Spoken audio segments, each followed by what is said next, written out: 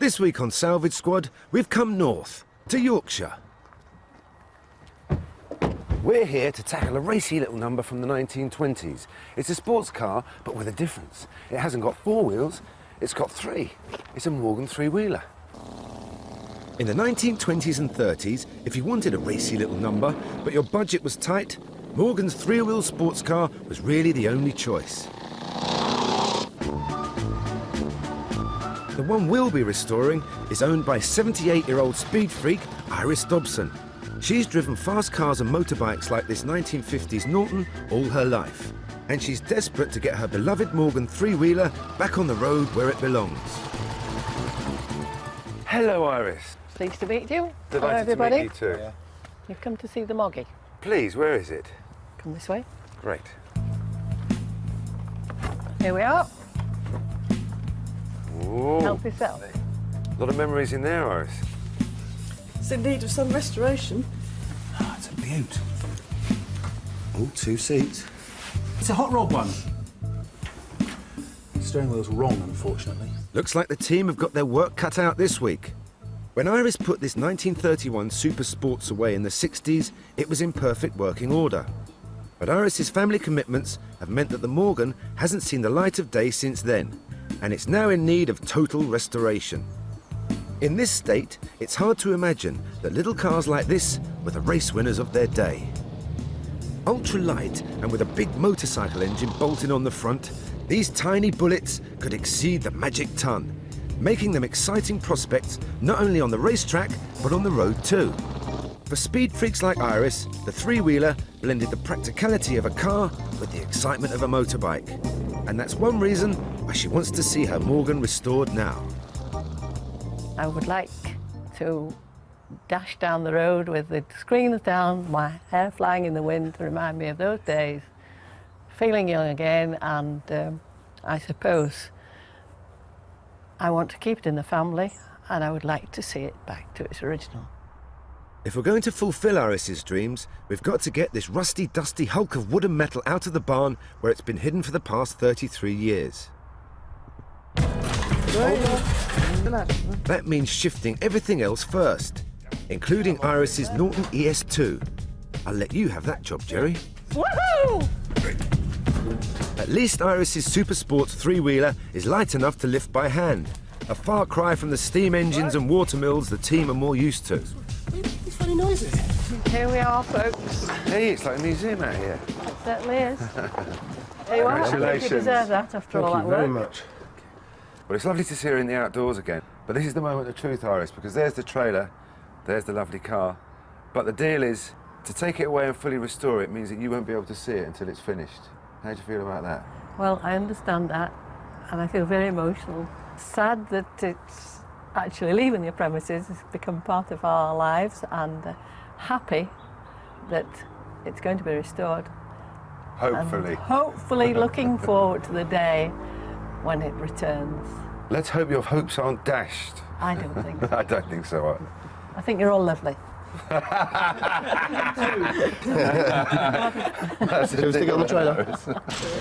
Don't speak too soon, Iris, because as the truck pulls up to trailer the Morgan away, we discover our first major problem. Oh dear, our trailer's a bit too small for this. Is there something wrong with this picture? They're slightly wider than the... It's a wide berth Morgan. Who got the trailer? Come on. Well, it is, because they put the patch on it, then extended it. Is there something wrong with this picture? This is the first indication that this car may not be all it seems. It's too wide for the trailer we provided, which is exactly the right width for a standard factory Morgan three-wheeler. If Iris's car has been modified, it could make for a tricky restoration.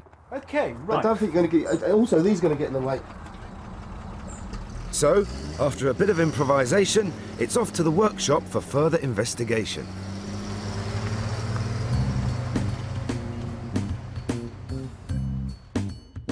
In 1909, HFS Morgan built his first three-wheeler for his own personal use.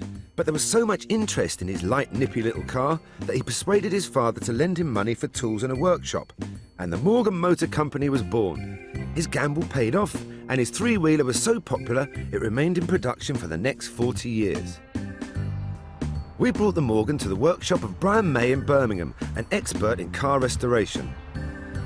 The first thing he and the squad have to do is assess the scale of the task. Right, well, here we go. It's probably the longest journey it's done in the last 30 years. Definitely, mate. I think we're stopping here, and then I think we'll work outside because it's such a lovely day. It's going into timber. Oh, look at that. It's just a posh go-kart, isn't it? It is. Actually, Iris's 1931 Super Sports isn't much more complicated than a go-kart. At the front is a 1000cc two-cylinder motorbike engine pumping 10 horsepower to a 4-speed gearbox in the back through a long drive shaft. The final drive to the single rear wheel is via a simple motorbike chain. Lovely. Up over the top. Hey. On the face of it, the Morgan seems to be in pretty good shape, but appearances can be deceptive. Some of the original screws that attach the body panels to the ash frame of the car have corroded, and they're causing the team a lot of frustration. This is a nasty piece of tin. Come on. Go on. This is getting... Again? A bit more. Oh, this is She's doing me slipping. now. She's slipping. Oh, I just feel like grinding them all off. Hang on a minute, right? Have we gone around the car at least once? Yes. Yeah. Yeah? We sure? Yeah. Some of them twice. Right, okay. Alternative plan? Well, I just want to grind them. No. Can't grind them. I think that will make too much of a mess, generate too much heat on the bodywork. What about just drilling them out from the top? Drill the heads out. idea. Good Yeah, idea, that would Claire. work. Yeah? Good Because, thinking, all right, that one. we've tried, we've struggled. Yeah. You know. And I've had enough. No. But I kept you working. I know you did. All right, let me go and look for Drill a them job. out. Right. Drilling the screw heads out must be done with care so as not to damage the timber frame. It also means problems for the future. When the bodywork is eventually replaced, the screw holes will have to be relocated too, because the remnants of the old screws will be blocking the way. But for the moment, it seems the best solution. Lovely. Oi. Yes! You there? Oh, sorry, Claire. Look at that. Oh, wow. Finally. Finally. More red. This is looking good. Don't they fall apart quickly, really? Well, once you get a drill on them, you do.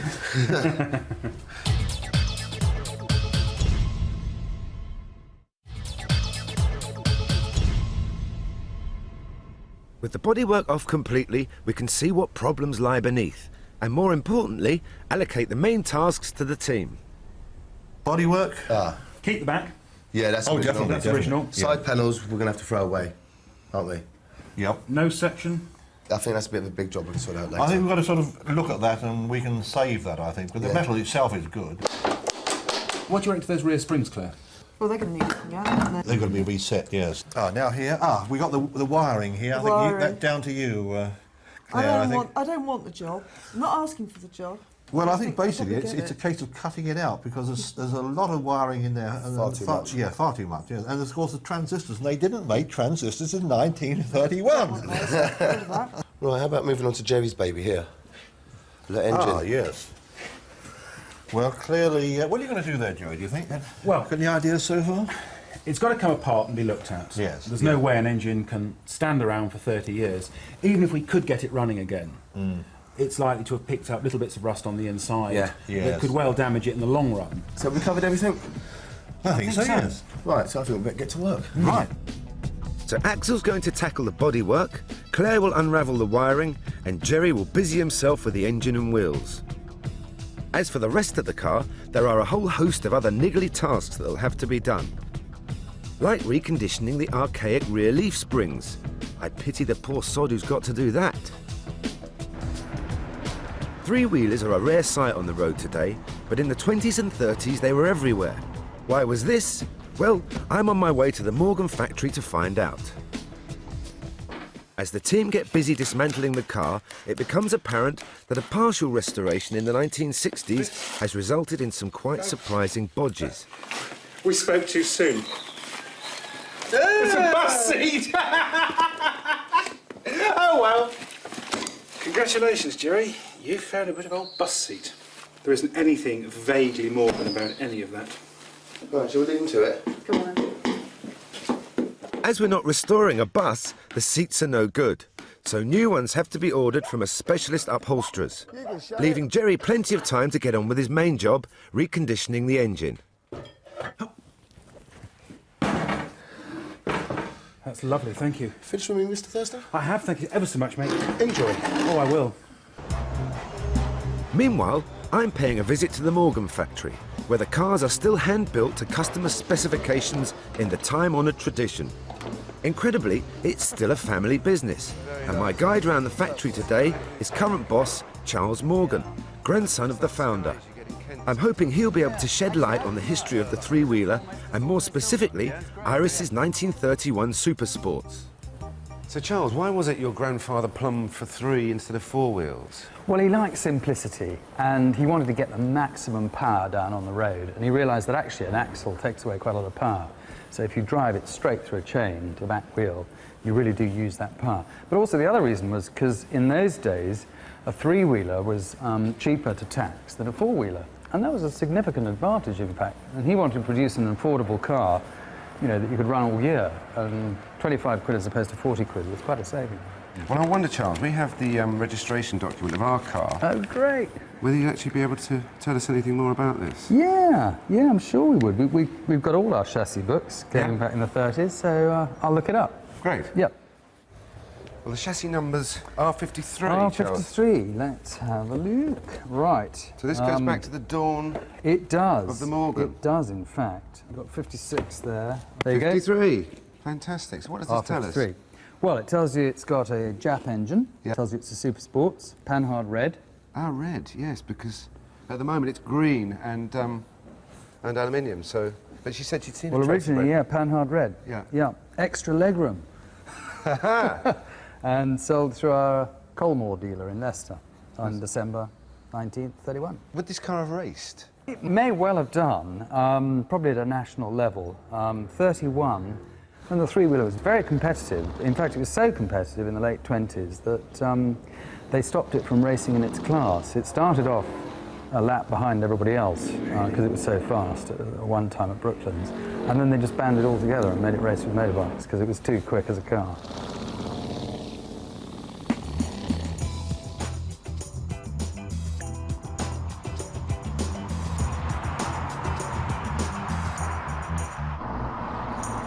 Afterwards, Charles offered me the chance to drive a modern-day Morgan, the Aero 8, and I was far too polite to turn him down. As I sped through the Malvern Hills, it wasn't too hard to imagine just how thrilling it must have been for Iris driving her open-top three-wheeler through the country lanes all those years ago. I just hope we can get her car fixed up so that she can feel the wind in her hair once more. So far, things couldn't be going better for engine expert Jerry as he gives the Morgan's V-twin the once-over. It's beautiful in there. All the valves aren't nibbled on the edges. Very often you've got cracks in them. There aren't any cracks, there aren't any pieces out of the edges. There's no damage in here, it's never had a blow up or anything like that. Top of the piston is in superb condition, and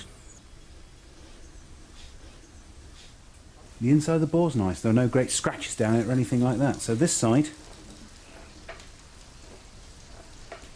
pretty much passes muster. It's even oily, which is superb news. Modernising electrics are one of the nightmare jobs of any restoration. But Claire's not modernising this car, she's returning it to its original specification. When this car came out of the factory in 1931, it had to start it, you had to get to the front of the engine and swing a handle round. And our goal is to take it back to 1931. So we're going to have to get rid of this later modification, which is the electronic ignition, which is actually a lot easier, and go back to the hand crank. So we don't need this anymore.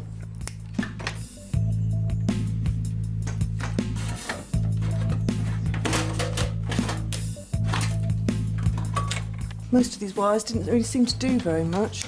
I don't think we'll ever know what they really did. Meanwhile, somehow, in the time we've been away, disaster has struck Jerry in the workshop. Typical, isn't it? Just when things were going so well and the engine was looking so fantastic, the end of the pushrod's come off and it's just dropped down into the timing case here. Which means, rather than pronouncing the engine with a clean bill of health, I've got to take the whole of the front of it off just to find one tiny little bit of metal that's whizzing around in there. I daren't leave it in because if I do, when the engine starts, it'll chew it up, it'll destroy the motor. So, what was a perfectly good engine 15 minutes ago now requires a total overhaul. Better start spinning those spanners, Jerry. It's a delay we could really do without. Morgan owner Iris's love of speed was intriguing me. How did such an elegant lady end up doing Steve McQueen impressions in her late 70s? The answer can be traced back to the Second World War. Like thousands of other young women, including the Queen, as a teenager, Iris had to master the art of driving an army lorry in the Auxiliary Territorial Service.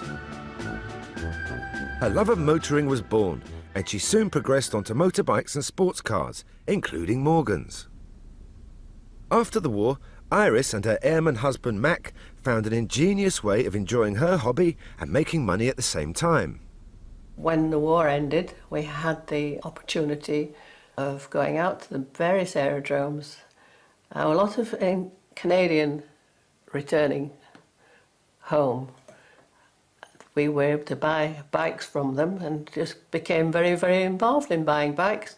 When that source finished, we found that we could also buy vehicles that had been stored throughout the war. So we would take off and go and buy a bike, bring it back. We found an empty showroom, stick it in the window, and we were literally queuing to buy bikes.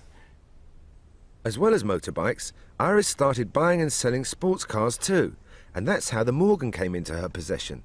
But it wasn't long before Mac put an end to Iris's thrill-seeking ways. I'd married my husband, who had returned back from Belfast, and we had started a family. And when the first one was born, I was grounded. Outings with the Morgan and the motorbike became few and far between. But now, at the grand old age of 78, Iris misses the Morgan desperately. And she's told Mac that she wants the chance to cruise those country lanes in it again before passing it down the generations to her grandchildren. Sad, because I'm getting to the twilight of my life, if you like, and it's... I'm going to have one last fling. Back at the workshop, Axel was making a start on his main task, the body panels.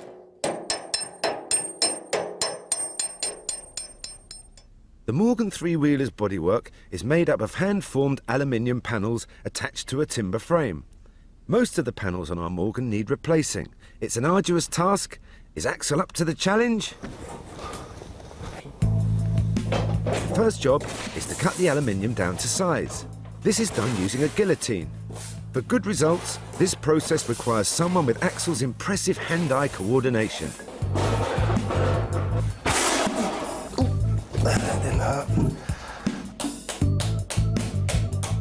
Axel is making one of the panels that runs alongside the passenger compartment.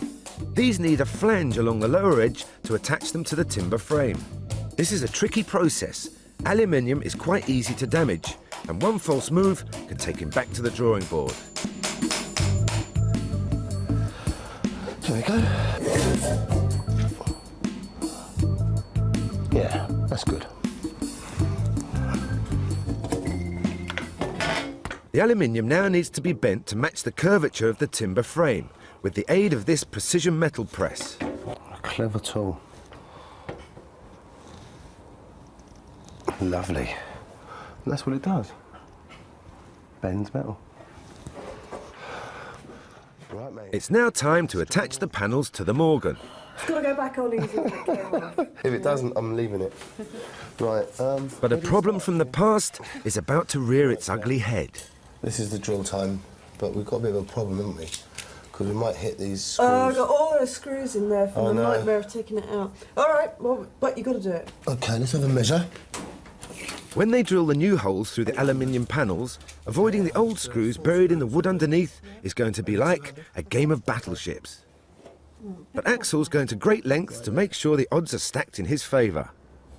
Can I have a big sign saying drill here, Claire, because you know what I'm like. It'll be all over the place otherwise.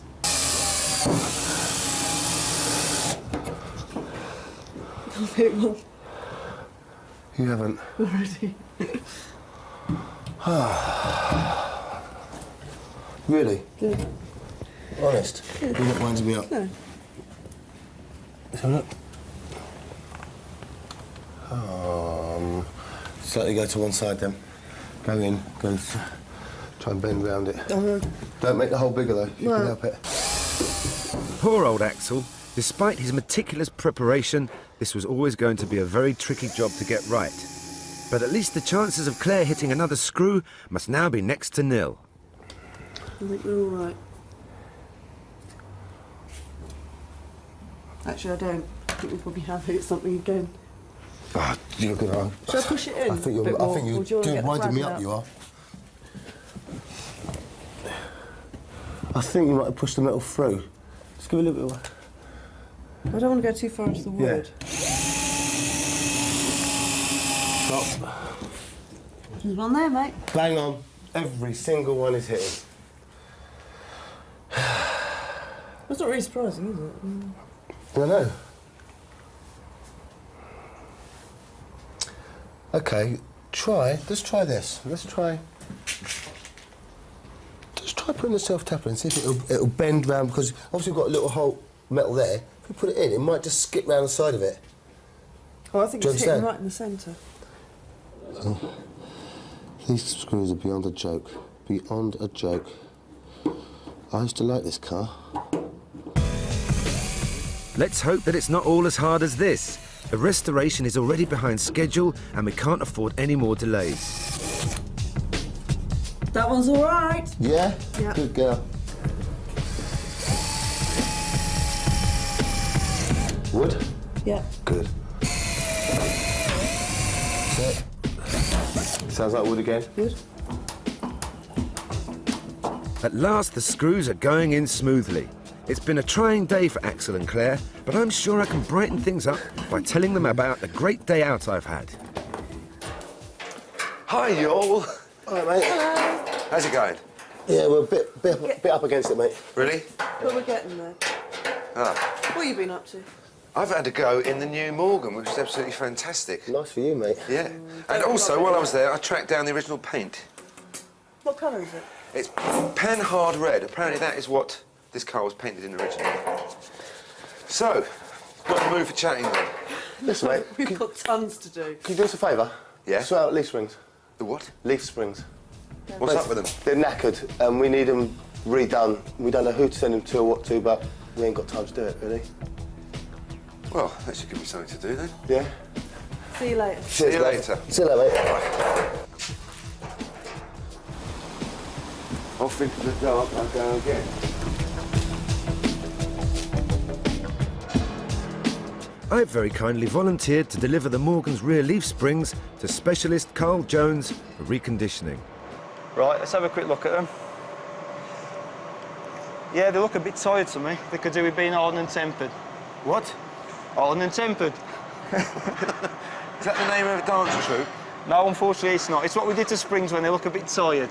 Will that do our springs then? Well, looking at them, they do look a little bit worn on the main leaf, so I think we need to replace the main leaf. Great. Fire away. Well, I think you better get your gloves on. What, me? Leaf springs are a rudimentary but incredibly durable form of suspension. A 200-year-old British invention originally designed to make horse-drawn carriage journeys a bit less bone-shaking. And they're still used on many vehicles today, including sophisticated 4x4s. They are made from layers of spring steel bolted together through the centre of the leaves, attached at one end to the chassis and to the axle at the other. The Morgan springs need to be reconditioned through hardening and tempering, a process of heating in a furnace and cooling in oil. They also need new main leaves, which I'm going to make now, or so I'm told. All springs are made out of EN45 silicone manganese spring steel. Of course they are. Basically, this is it. And for your main leaves, what we need is 1.25 inches wide, but 1/4 thick. So, looking at the stocks, it looks like this is it here. Bit long this though, isn't it? Yeah, but we need to put it off on the guillotine.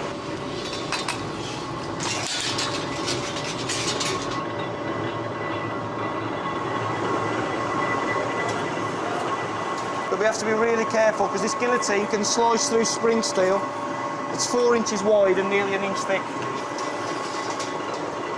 And that's the magic lever. You give it a push, see what happens. The power. Push in, yeah? Whoa! Same again. Whoa there! That's some power there, isn't it? All right there. Right. The hardening part of the reconditioning process requires heating to 1100 degrees Celsius.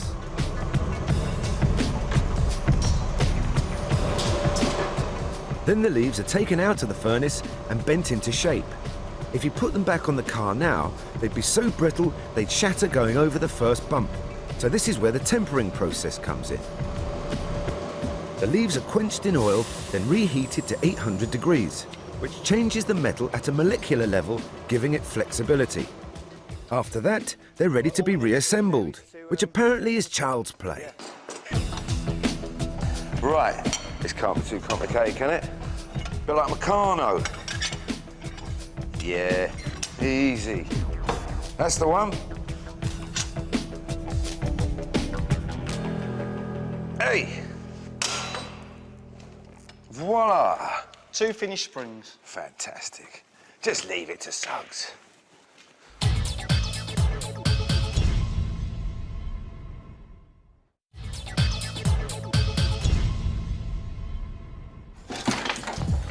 Back at the workshop, Claire was getting in a bit of a tangle with the Morgan's wiring.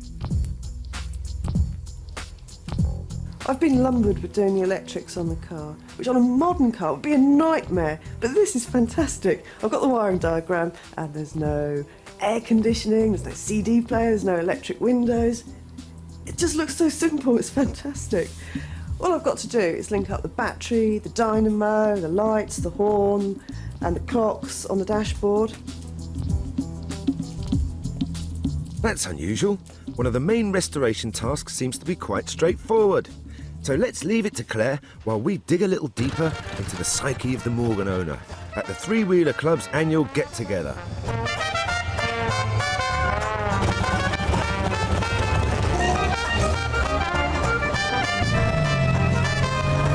Morgan's got a character of its own. They're unique. They're very much like their drivers, I think. Certainly some of these round here are.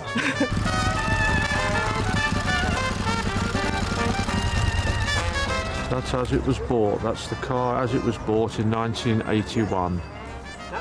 And it's been completely rebuilt from those pieces and put back together again. Took rather a long time in between going to work and bringing up a family and so on, but at last it's finished.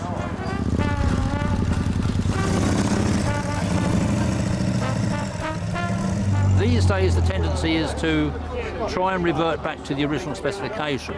And there are cars here today where people have achieved this, and other people take a different view. They like to keep all the modifications because it's part of the car's life, part of its history. So that's why they all look different. Which reminds me, our Morgan is wider than your average three-wheeler, so is that an unwelcome modification or part of the car's character? Discuss. All right. Well, what do you think of it so far? Looking nice, yeah, it's starting to look lovely, yes. Very wide, isn't it, Brian? It is wide, yes, it is, yeah. Because I've seen a few of these. That does look a lot wider than the ones I see. Well, I know, I mean, they're normally about 48 at maximum. Now, this one here is 52. I mean, it really is a bit too wide, isn't it, Brian? I mean, shouldn't we cut it down to make it look like the ones I've seen? Oh, no, I don't think we shouldn't do that. No, because, I mean, this is original. It hasn't been done by Bodge or anything. It's, that's original tubing. And no, I would say keep this, definitely. Definitely, because, I mean, it was done for a purpose, and we don't know what the purpose is at the moment, but it might have just been for stability, it might have been for racing. No, I would say, no, leave it like it is. Well, if we cut it down, we'll have to change every rod. Oh, well, that's right, yeah, that's right, yeah. I don't see the point. You can't be bothered. It's part of its personality, you know? Wide girl. Don't look at me and say Well, it's been done professionally, and it might have been done by the factory. And so, I mean, that says something. So someone sort of deliberately done that, so why not keep it? Yeah. Brian gets his way. Whoever widened the car made a very good job of it. And now it's part of the Morgan's history and individuality. The modification stays. Engine expert Jerry has been up to his neck in nuts and bolts trying to iron out the engine problem that's put the restoration well behind schedule. But he's working day and night to get it finished, and now the engine is totally overhauled and ready to go back on the car. So as a special treat, his next job is to prepare the rather tired-looking wheels for reconditioning, giving Jerry the chance to show off his legendary barn dancing skills.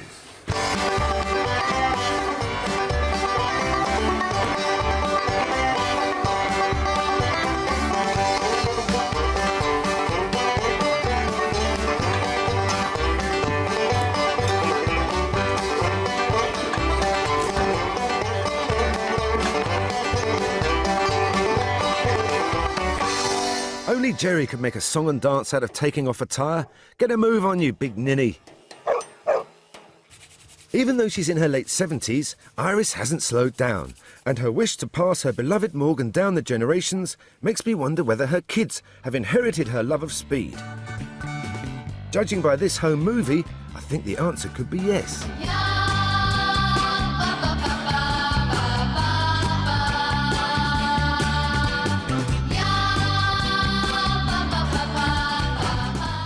In this family of strong women, it seems fitting that Iris wants to pass the Morgan down her daughter's side of the clan. But what does Gillian, who's now grown up with a boy and girl of her own, think of motor-mad mum Iris? She's very unique. She still is the 17-year-old who first started riding bikes for her father and delivering them. Just has it in her blood, which I think probably goes through. I think Nicola's probably very excited when you hear the sound of that car. You can't help but be excited.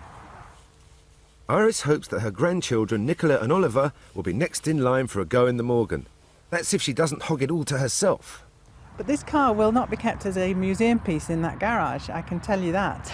I would think that shortly after you lot have gone, it will be out and who knows where it will go. With me driving it, probably. Possibly you driving it. Him.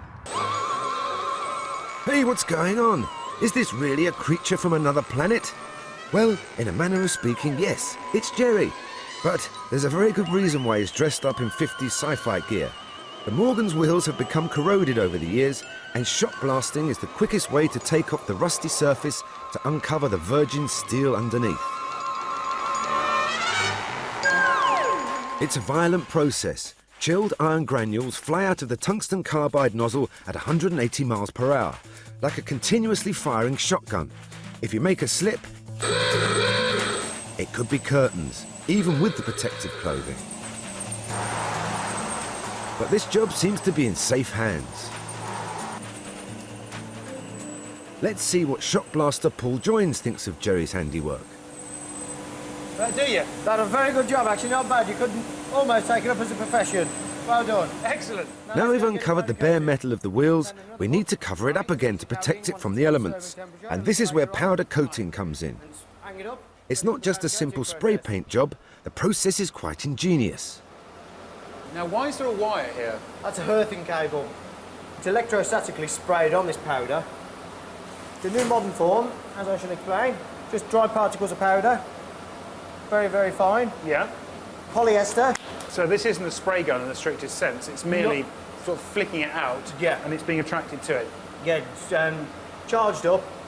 Every single particle of powder, there's like millions and millions of particles of powder passing over the end of the electrodes in the gun. Yeah. Charged up and it sticks to it through all its electromagnets.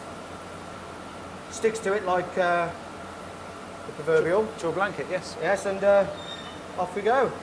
Come on then, let's give it a squirt. Very simple. Normal trigger. Oh, sorry, Gary. Yeah. That gives you a piss. You're right, it does give you a job, doesn't it? Stand about 6 inches away and a gentle waft. Simple as that. I reckon I can do that.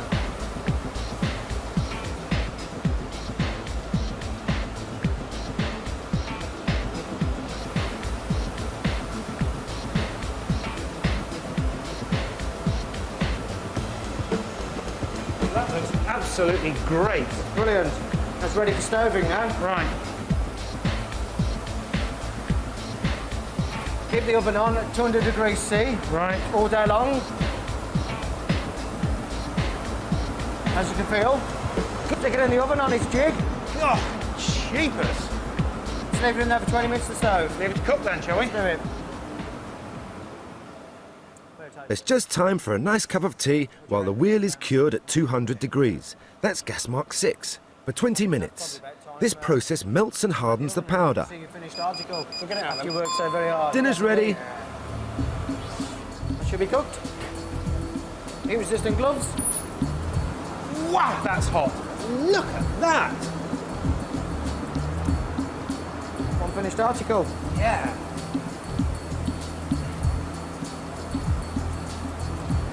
It's incredible. You can see a face in that. Oh, the others will be thrilled with that. absolutely thrilled to get everything still up on serving temperature. Right. We'll stay so for about 20 minutes. Well, that looks fantastic.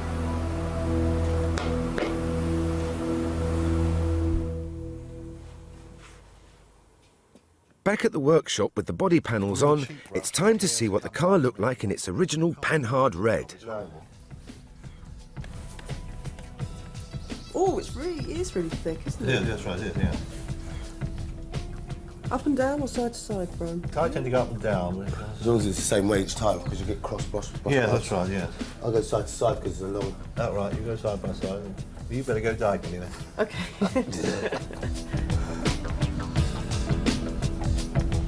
With the paint going on the Morgan, the feeling grows that the end of the project is finally in sight.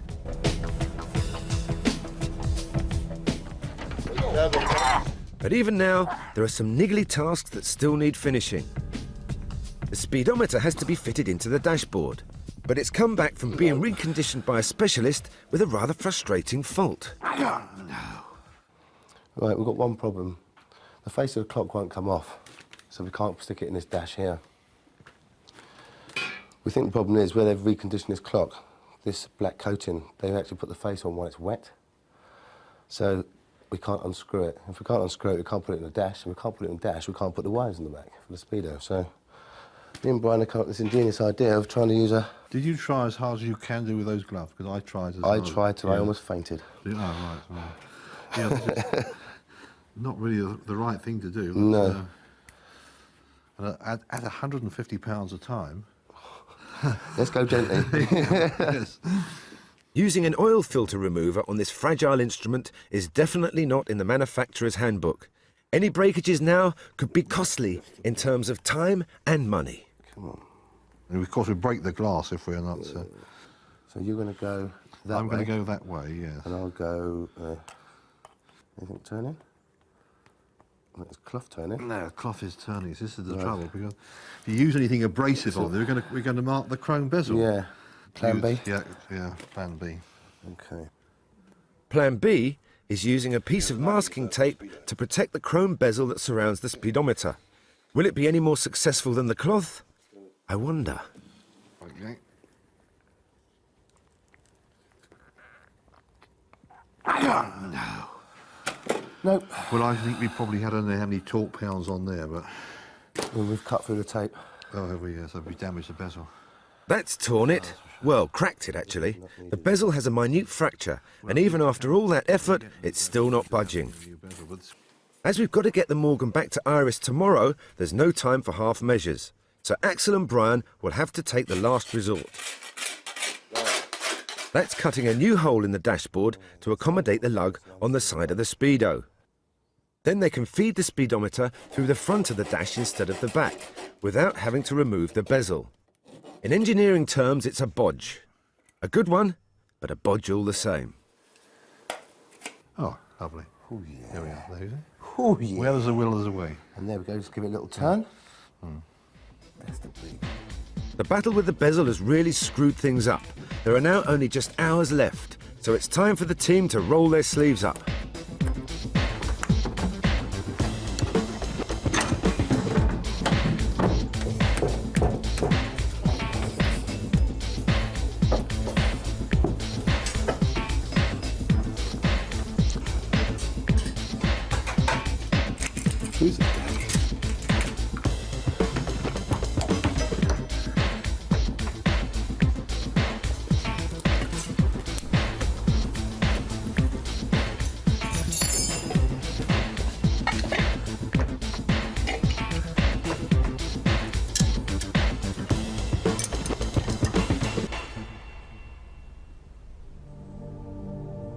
At last the car is back in one piece and it looks stunning.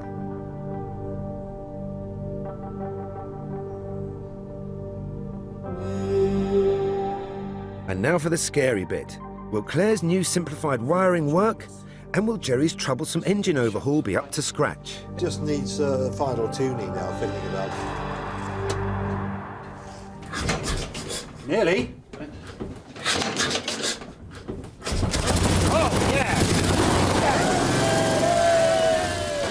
A perfect, if slightly brutish, V-twin engine note. Typical Jerry. He kept us guessing, but got there in the end. With the restoration complete, we can't wait to watch Iris's face when she sees how this little sports car has been transformed from this into this. But before that happens, we're going to make that surprise just a little bit more special. While I wine and dine Iris and husband Mac at a local restaurant, the team are about to find themselves on the wrong side of the law, but for all the right reasons. It's quite late at night. Everyone's out at dinner and we're on our way in. We're at Iris's house while she's out scoffing with Suggs in a dead posh hotel. And what we're going to do is a spot of reverse burgling. While she's out, we're going to put the Morgan back. She's got absolutely no idea, poor dear.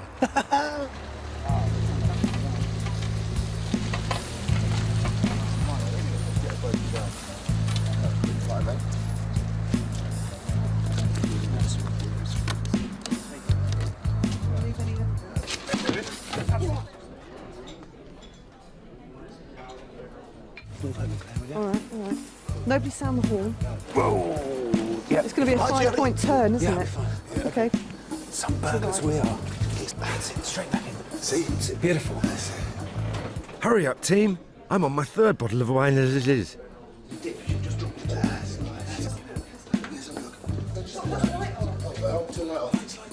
Let's go. Look out.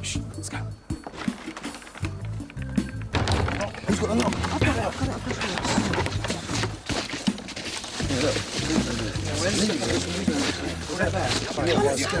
Let's go, quick.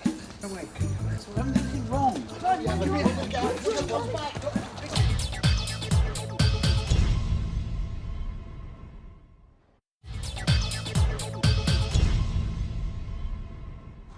This is the key, but not to the Morgan, to the barn it's currently hiding in. It's the same barn that it lay rusting in for 30 years. Now it's transformed and it's awaiting its owner, Iris.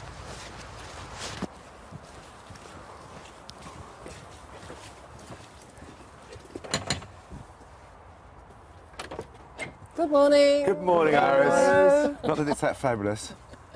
How do you feel? Oh, anxious. Yeah. Excited. I've been awake since daybreak. Well, Iris, I've got to be completely truthful and say to you, we haven't been completely honest. Because it's not quite as far away as we said it was. Really? No. In fact, it's just round the corner. If you'd like to come with me. Really? Yes. We're not joking, no. Off you go.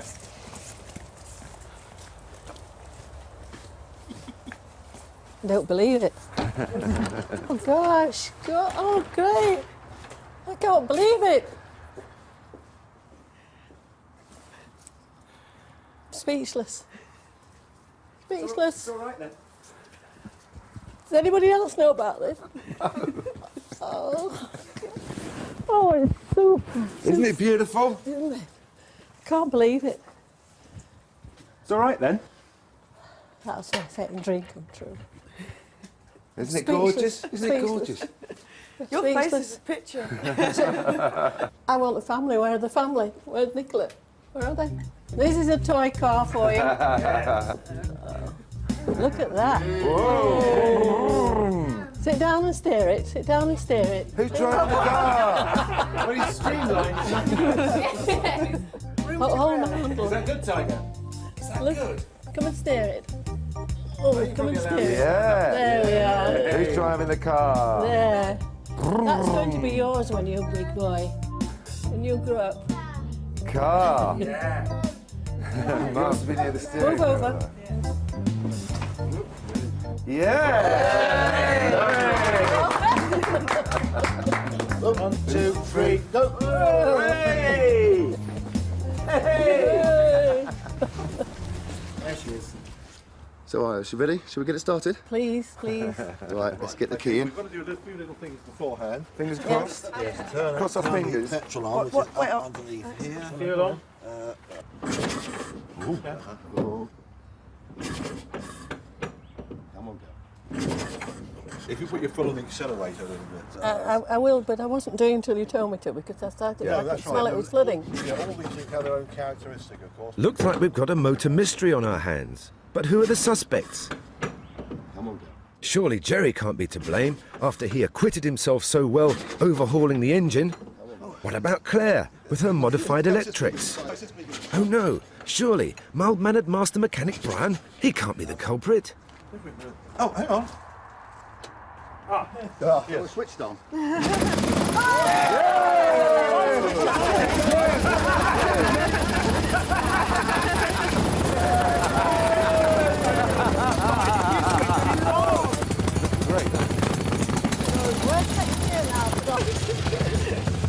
I tell you what, she's not lost the hang of it, has she?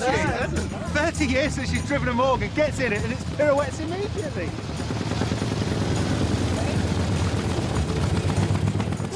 It's not just a special day for Iris. How many teenagers get their first driving lesson in a 1931 three-wheeler sports car? Accelerate all right, just like the ordinary. Looks like granddaughter Nicola is following in Iris's footsteps. She's caught the Morgan bug too.